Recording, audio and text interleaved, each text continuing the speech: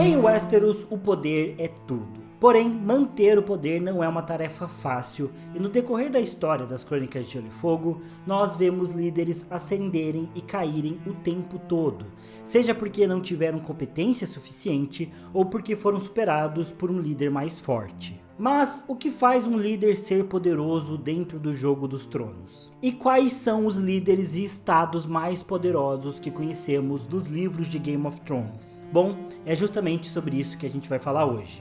Eu sou o TH Magaldi e vem comigo. Antes de tudo, obviamente, eu não vou colocar nessa lista os reis de Westeros. Afinal, o rei dos Sete Reinos tem o poder de convocar todos os grandes senhores, sendo o protetor do território, e portanto ele tem todos os exércitos de Westeros à sua disposição. Porém, no final eu também vou fazer uma pequena menção honrosa sobre quais foram os reis mais poderosos de Westeros. E também aqui eu não vou falar sobre qual casa é a mais poderosa de Westeros, porque eu quero falar mais sobre as figuras mais poderosas da história em si, os personagens. Então, eu vou levar como critério para pessoas mais poderosas da história, vários fatores como os exércitos que ela tem, a influência política, as alianças, os recursos financeiros e também o momento dela na história.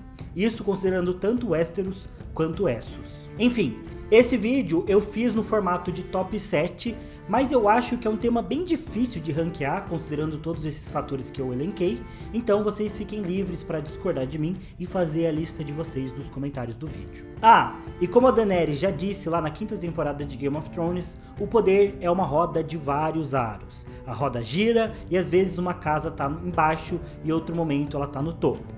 Por isso, para essa lista aqui, eu tô considerando os personagens sempre no auge de poder deles que a gente viu dentro da história, beleza? Então, bora lá. Em 7º lugar, Robb Stark. E abrindo a nossa lista está Robb Stark, como Rei do Norte e Rei do Tridente. Como eu disse, eu tô considerando os personagens no auge de poder deles da história, e o auge do Robb foi no final do 2º livro, A Fúria dos Reis, logo após a Batalha do Despenhadeiro. Nesse momento da guerra e da história, Robb não só era rei do norte, como também havia sido declarado rei pelos senhores das terras dos rios, o que aumentava em muito o seu poder militar, estratégico, os seus recursos e a sua capacidade de mobilização. O Robb marchou com cerca de 18.000 soldados nortenhos para resgatar o Ned Stark, mas isso nem representava toda a força do norte. É provável que o Robb tenha deixado pelo menos mais uns 6 ou 8.000 soldados no norte, já que ele precisou ser rápido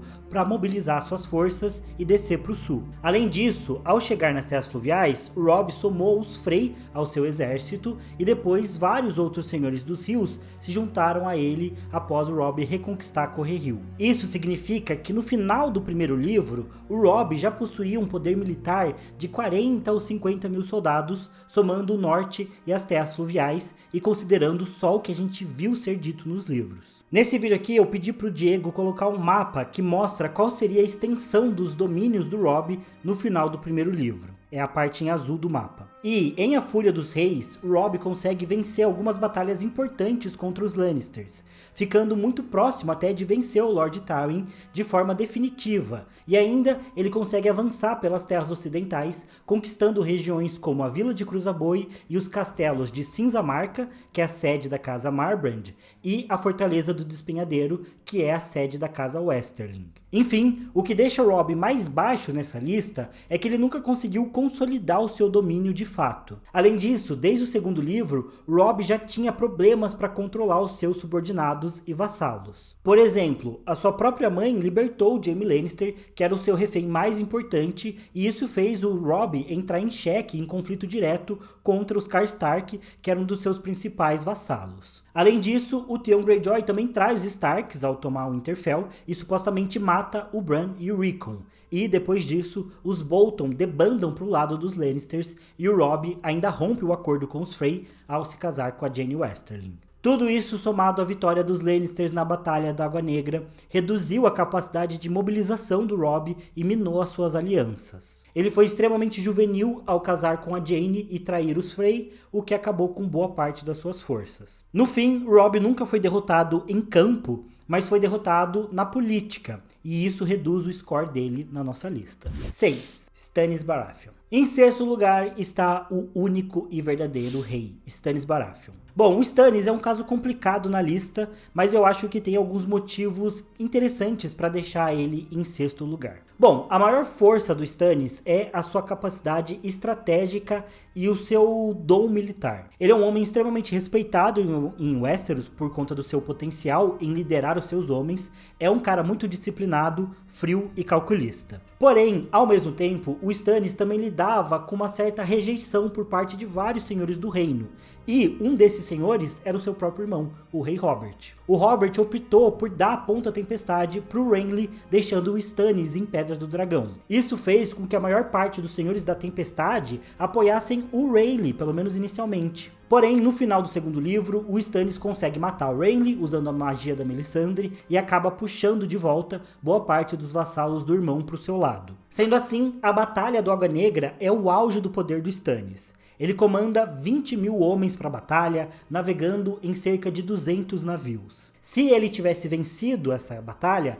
o que quase aconteceu, o Stannis teria basicamente encerrado a Guerra dos Cinco Reis, deixando o Lord Tywin preso entre as suas forças e as forças do Robb Stark, o que seria muito difícil para o Tywin continuar a guerra desse jeito. Porém, o Tyrion Lannister conseguiu segurar os homens do Stannis por tempo suficiente até que o Tywin chegou com os Tyrell e juntos eles encerraram as pretensões do Stannis no sul. Então, nosso único e verdadeiro rei foi obrigado a fugir para o norte, basicamente, tentando reiniciar sua campanha por lá, e por enquanto ele está sofrendo um pouco para retomar o Winterfell, embora exista muitas chances dele vencer a Batalha do Gelo contra os Frey. Enfim, se a gente pensar nos fatores que eu elenquei no começo do vídeo, o Stannis tem experiência militar, é um comandante estratégico e capaz, mas fica em sexto nessa lista porque ele teve dificuldades de criar boas alianças, o que reduziu seus recursos, seu exército e a sua capacidade de mobilização. E mesmo com todos esses fatores adversos, o Stannis ainda chegou muito perto de uma vitória total, o que por si só já prova o seu valor. 5. Daenerys Targaryen. E em quinto lugar tá a mãe de dragões e quebradora de correntes, Daenerys Targaryen. E eu fiquei muito em dúvida se eu deixava Daenerys ou Stannis no quinto lugar, mas por alguns motivos eu preferi colocar a Dany na frente. Na verdade, quando eu comecei a fazer essa lista, a Dany estava em sétimo, daí eu passei ela para sexto e enfim passei ela para quinto. Lembrando, como eu já disse aqui, eu estou falando dos personagens no auge do poder deles. Então, aqui eu tô considerando a Daenerys no final do terceiro livro, quando ela acabou de conquistar Meereen, Yunkai e Astapor. Nesse momento da história, a Dany tá no topo do mundo. Ela acabou de subjugar 3 cidades importantes, tem 8 mil imaculados ao seu comando, 3 jovens dragões e 2 companhias mercenárias ao seu serviço. Logo mais em Meereen, ela iria ter problemas com os filhos da Árpia fazendo oposição forte contra o seu governo e também os mestres de escravos Yunkaitas retomando Yunkai e Astapor e levando a guerra novamente contra ela. Mas não dá pra negar que Daenerys termina o terceiro livro muito poderosa. Embora os exércitos de Westeros sejam maiores que os da Dany, por exemplo, em comparação, os Imaculados são uma unidade militar muito mais bem treinada e disciplinada, podendo tocar o terror e peitar de frente qualquer grande senhor de Westeros. Além disso, a Daenerys tinha ao seu lado o Sir Barristan Selmy como seu principal conselheiro, o que compensava sua falta de experiência militar. Afinal, por mais que a Dany tenha conquistado 3 cidades, ela não lutou numa guerra aberta, o que poderia prejudicar o score dela aqui. Mas o que deixa a Daenerys mais baixo nessa lista é que os seus dragões dentro da história ainda são muito jovens e não tinham tanta experiência em combate. E principalmente a Daenerys tem muita dificuldade em controlar eles. Se ela conseguisse controlar melhor os dragões, com certeza ela seria o número 1 dessa lista. Sem contar que eu não sei se dá pra dizer que a Daenerys tinha muitos recursos ao seu dispor. Embora a cidade de Meereen fosse muito rica, a Dany quebrou a economia da cidade ao acabar com a escravidão, o que já impactaria suas forças no momento da conquista. E ela também rompeu relações com a elite da cidade ao mandar crucificar os principais mestres de escravos quando ela chegou lá. Ou seja, a capacidade de mobilização dela já estaria bem prejudicada, mesmo quando ela conquista Meereen. E também a Dany não tem uma frota naval, o que poderia ser um problema para ela pensando num cenário hipotético de uma guerra contra um senhor de Westeros, por exemplo. Mas ainda assim, pensando que a Daenerys é só uma garotinha que não entende nada de guerra, com certeza o quinto lugar é bem impressionante para ela, lembrando de todo o cenário adverso que ela passou e foram muitas dificuldades para chegar até aqui. Enfim, eu acho que o quinto lugar é bem merecido. 4. Mindinho. E sim, eu sei que é estranho o Mindinho estar em quarto lugar dessa lista, mas vejam meu ponto de vista e depois deixem nos comentários se vocês concordam ou não. Eu coloquei o Mindinho em quarto lugar porque pra mim ele tem uma coisa muito importante, mais do que qualquer outro personagem aqui da lista. O Mindinho tem momento. E o que isso significa? Sabe no jogo de futebol que um time tá perdendo e lá no finalzinho, depois de pressionar muito, eles conseguem empatar? E então, de repente, a atmosfera do estádio muda, o time fica animado e parece que eles crescem no jogo e enfim, eles conseguem uma virada muito improvável? Então, isso é momento. É aproveitar tudo que tá favorável para você para potencializar os seus resultados. E ninguém é melhor em fazer isso em Westeros do que o Mindinho. O Lord Peter Baelish rapidamente aproveitou das suas oportunidades e do Fiquei tão impressionado que eu falei Lord Peter Baelish e não Peter Baelish de primeiro, que eu errei o resto do texto. Lord Peter Baelish rapidamente aproveitou das suas oportunidades e do contexto caótico do reino para crescer politicamente. E de um simplório fidalgo do vale, ele se tornou um dos homens mais poderosos de Westeros, e um dos mais influentes também. No final do quinto livro, o Mindinho é o regente do Vale de Arryn. E claro, existe muita oposição contra ele por lá, e ele não tem uma posição consolidada ainda. Mesmo assim, ele está numa posição de muita vantagem. Se ele conseguir concretizar sua posição como regente no vale, ele vai estar no comando do exército mais intocado de Westeros e um dos mais poderosos. Além disso, o Mindinho também é o senhor de Harrenhal e os Lannisters concederam a ele o título de Senhor Supremo do Tridente, o que garante ao Mindinho ser o senhor das terras fluviais. Sim, teoricamente não são os Frey que estão no comando das terras fluviais, mas sim o Mindinho, pelo menos no título. E, se os planos do Mindinho derem certo, ele ainda pode ajudar a Sansa a abocanhar o Winterfell. Então imaginem, ele seria Senhor Supremo do Tridente, regente do Vale de Arryn e talvez seria regente do Norte? Ele seria de fato a pessoa mais poderosa de Westeros. Mas claro, isso ainda não aconteceu e a posição do Mindinho, como eu falei, não é totalmente consolidada. Mas se a gente considerar o momento atual dele nos livros e a sua capacidade de manipulação e articulação política, é impossível não ver como o Mindinho consegue mover e influenciar a política de Westeros, mesmo sem ter exércitos ao seu lado ou mesmo sem ter lutado nenhuma guerra ainda. E vale lembrar que o Mindinho é basicamente o responsável pela Guerra dos Cinco Reis, e foi ele quem forjou também o acordo super importante dos Lannisters com os Tyrell lá no segundo livro, o que demonstra sua capacidade de influenciar o reino. E por isso, ele é um dos personagens mais poderosos que nós conhecemos nos livros.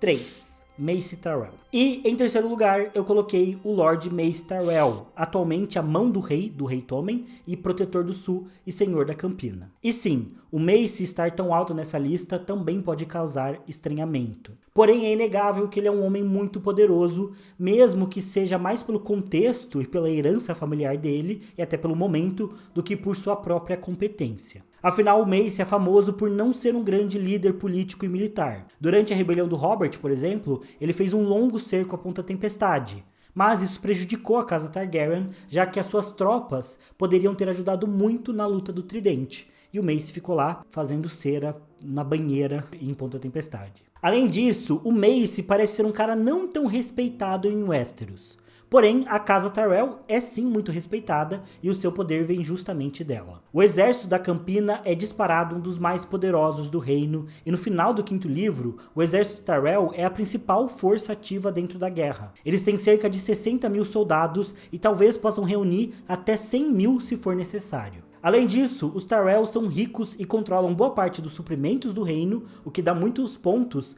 para o Mace na categoria de recursos. Sem contar que o Mace também tem boas alianças, já que a Marjorie Tyrell é a rainha de Westeros nesse momento. E, não à toa, o Mace basicamente dominou Porto Real no final do quinto livro com o seu exército, e ele foi nomeado Mão do Rei pelo Sir Kevan Lannister, que estava atuando como regente do Tommen. O Mace também tem à sua disposição a frota Red Wine, muito poderosa, e a Campina é um centro político, econômico e cultural do reino. Lembrando que lá é o centro da Fé dos Sete e também é lá que fica a Cidadela dos Mestres e a gente tem pela campina o Banco Hightower, que é o mais importante banco dos Sete Reinos. Ou seja, é inegável que o Mace Tyrell tem muito, mas muito poder nas suas mãos. E se a gente pensar que no momento ele tem Porto Real sob seu controle, a gente entende que o Mace é a pessoa que vai definir o futuro de Westeros no sexto livro. Afinal, dependendo do que acontecer com a Margaery em Os Ventos do Inverno, o Mace pode optar por se aliar ao jovem Griff, e se isso acontecesse seria o fim do reinado dos Lannisters,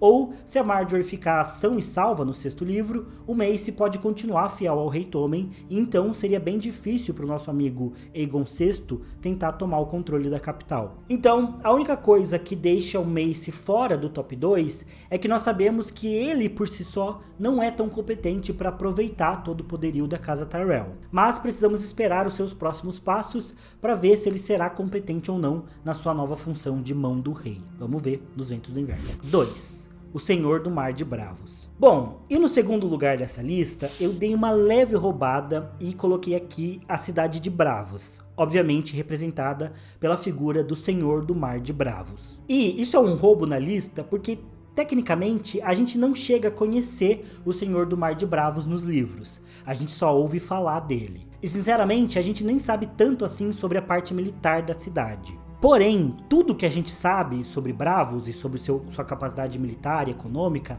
é o suficiente para pensar que quem é líder de Bravos, com certeza é uma das pessoas mais poderosas de todo o mundo. Isso porque Bravos atualmente é a cidade livre mais poderosa de Essos e talvez seja a cidade como um todo mais poderosa do continente. A frota Braavosi é o seu grande trunfo, sendo que ela é provavelmente a maior, a mais bem equipada e mais poderosa frota naval do mundo. É dito que em poucos dias os estaleiros de Bravos podem montar uma galé de guerra completa e totalmente funcional. E os soldados da cidade não ficam para trás com o seu elegante estilo de espadachim da água, que pode ser mais eficiente do que o estilo Westerosi, por exemplo. Além disso, Bravos tem todas as suas defesas, como o Titã de Bravos, que dificulta ou quase torna impossível uma invasão inimiga. E, como essa economia não depende da escravidão, eles possuem uma frota incrível, e Bravos consegue comercializar com quase todo mundo. Inclusive, a frota militar de Bravos é tão forte para proteger os seus navios mercantes. Além disso, Bravos também conta com o Banco de Ferro, que é o mais poderoso banco do mundo conhecido, e por lá também fica a Casa do Preto e do Branco, que sempre pode servir como um trunfo, embora os homens sem rosto não sirvam o Senhor do Mar diretamente. Enfim, Bravos pode ser a única cidade livre que poderia tentar peitar Westeros numa guerra. E, talvez, no momento atual dos livros, depois da Guerra dos Cinco Reis ter destruído Westeros, Bravos talvez até seja mais poderosa do que os Sete Reinos, já que faz tempo que eles não se envolvem em uma guerra e a sua economia e a sua capacidade militar estão intactas e no auge. Enfim, infelizmente a gente não sabe tanto sobre o Senhor do Mar de Bravos atual, mas tudo indica que, pelo histórico da cidade, ele merece estar no top 2 da nossa lista de personagens mais poderosos dos livros. Ah, e vale lembrar que no final do quinto livro fica implícito que pode rolar uma nova eleição e vale ressaltar que no final do quinto livro, A Dança dos Dragões, fica implícito que pode rolar uma eleição para Senhor do Mar dos Senhor do Mar de Bravos. Ah, e vale lembrar que no final do quinto livro fica implícito que pode rolar uma nova eleição para Senhor do Mar de Bravos lá nos Ventos do Inverno, já que o atual senhor está doente e à beira da morte. E isso pode ser bem importante para a história, porque existem teorias sobre Bravos ajudar ou não a Daenerys. Até agora, o Senhor do Mar de Bravos resolveu ficar neutro em basicamente todos os conflitos que a gente viu nos livros. Mas, e se ele optar por apoiar a Mãe dos Dragões? Ou, e se acontecer o contrário, ele quiser lutar contra a Daenerys? Quais desenvolvimentos isso vai gerar para a história, quais impactos isso vai ter para a narrativa da Dany? Mais uma vez, vamos precisar esperar o sexto livro sair para saber. E, em primeiríssimo lugar, Diego põe para tocar As Chuvas de Castamir. Está, obviamente, o Lord Tywin Lannister. Não põe pra tocar não, que dá. Se der copy, talvez não. Provavelmente vocês já esperavam o Lord Tywin Lannister, talvez o homem mais estrategista e o político mais capaz de toda a história de Westeros. Não adianta, Da destruição dos Tarbeck e Castamir, ao saque de Porto Real e até o momento do auge no final do terceiro livro, o Tywin sempre foi extremamente poderoso e sempre soube usar muito bem esse poder. Após chegar perto da derrota na Guerra dos Cinco Reis, por exemplo, o Tywin se recuperou prontamente e, a partir da aliança com os Tyrell, o Tywin conseguiu alçar a Casa Lannister ao topo do poder e consolidar essa posição. No final do terceiro livro, o Tywin é a mão do rei, com o Joffrey consolidado no Trono de Ferro, pronto para se casar com a Marjorie Tyrell. Nesse momento, as ameaças dos Senhores da Tempestade foram basicamente finalizadas, o Norte e o Tridente foram subjugados e o Vale de Arryn e Dorne estão dentro da aliança e da paz do rei. Basicamente, no final do terceiro livro, só as Ilhas de Ferro seguem em desafio aberto e o Stannis, que ainda está lutando fracamente lá no norte. Mas parece que nenhum dos dois realmente ameaçam o poder do Tywin. E, como se não bastasse, embora o Joffrey e depois o Tommen sejam o rei no título, é o Tywin que governa basicamente os Sete Reinos, sem nenhuma oposição e sem ninguém para contradizer a sua autoridade. Ou seja, o Tywin no final do terceiro livro tem um momento, tem todos os exércitos do reino à sua disposição, tem recursos quase ilimitados, tem experiência militar, tem boas alianças, é um estrategista nato e no final da Guerra dos Cinco Reis, todo o momento da história é dele. Pensem, o Tywin conseguiu vencer o norte sem vencer nenhuma batalha, apenas com uma estratégia e com acordos políticos. Foi algo honrado a se fazer? Não, mas ele fez o que devia e venceu. Não à toa é verdade que o Tywin só precisa mandar um bardo tocar as águas de Castamir para acabar com qualquer rebelião, porque quem em sã consciência iria querer enfrentar esse homem? E sim, eu não consigo esconder que eu gosto muito do Tywin. Eu acho que o tipo de personagem do Tywin é o meu favorito. É Tywin Lannister, Frank Underwood e Heisenberg. Eu gosto muito desse tipo de personagem. Na vida real eu sou um docinho, mas eu gosto de personagens assim. Mas a verdade é que, quando se fala em política em Westeros, o Tywin era incomparável e não à toa ele foi o homem mais poderoso de Westeros que a gente conheceu nos livros. Porém, ninguém é perfeito e todo mundo tem sua fraqueza. E a fraqueza do Tywin era sua família. Ele não deu a atenção necessária aos seus filhos e permitiu que eles seguissem por caminhos tortos e tomassem péssimas decisões. A falta de percepção disso sobre sua própria família levou à queda do Tywin e à decadência da casa Lannister. Não à toa, tudo indica que nos próximos livros, os Lannisters podem perder todo o poder que o Tywin levou tanto tempo para obter. Enfim, o Tywin fecha a nossa lista aí do nosso top 7 de personagens mais poderosos aí do mundo das Crônicas de Gelo e Fogo. Como menção honrosa, eu também quero citar aqui o Mance Rayder, que conseguiu reunir todo o povo livre para atravessar a muralha, o que é o grande feito, além do próprio Doran Martell, que também tem muito poder nas suas mãos, e da Lysa Arryn, que querendo ou não, durante os 3 primeiros livros, comandava o Vale de Arryn como regente, o que dava muito poder para ela. E, como eu fiquei de falar dos reis de Westeros mais poderosos, vale aqui citar, na minha opinião, os reis Targaryen mais poderosos da história foram o Aegon I, o Viserys I e o Daemon II. O Aegon porque ele tinha um momento ao lado dele, ele tinha 3 dragões extremamente poderosos e ele tinha uma capacidade estratégica muito boa para usar como vantagem. Não à toa, ele foi o conquistador. Já o Viserys I eu coloco aqui porque, embora ele não seja o cara mais político e estratégico, ele governou no auge da casa Targaryen, com maior quantidade de dragões à sua disposição, e ele também tinha como principais aliados a casa Velaryon, que estava no auge, e também a casa Hightower, que também estava no auge, o que dava muito poder para o governo do Viserys. Obviamente, no final, tudo deu errado, já que a morte dele trouxe a Dança dos Dragões.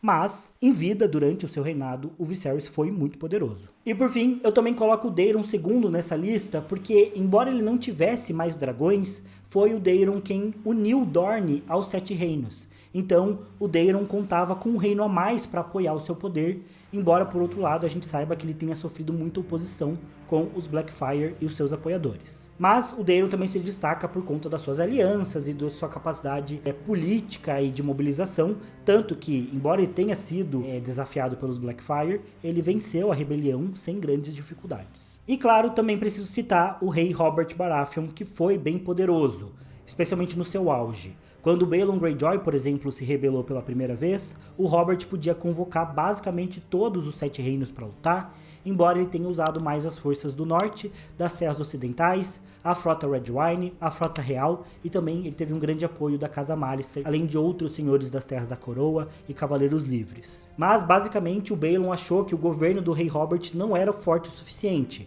por isso que ele entrou em rebelião. Mas Robert simplesmente massacrou as forças Greyjoy, que foi completamente derrotada e levou anos para se reerguer. Mas enfim, essa é a minha lista de personagens, figuras, pessoas mais poderosas aí das crônicas. Deixe nos comentários se vocês concordam com essa lista, quem que vocês mudariam, se os critérios ficaram claros. É difícil elencar os critérios e seguir eles à risca, né? É complexo, mas eu tentei fazer aqui o meu melhor. Então deixe aí nos comentários qual que é a lista de vocês. E é isso, pessoal. Não esqueça de deixar o like, se inscrever no canal caso vocês ainda não sejam inscritos. Eu vejo vocês no próximo vídeo. Valeu, falou e até mais.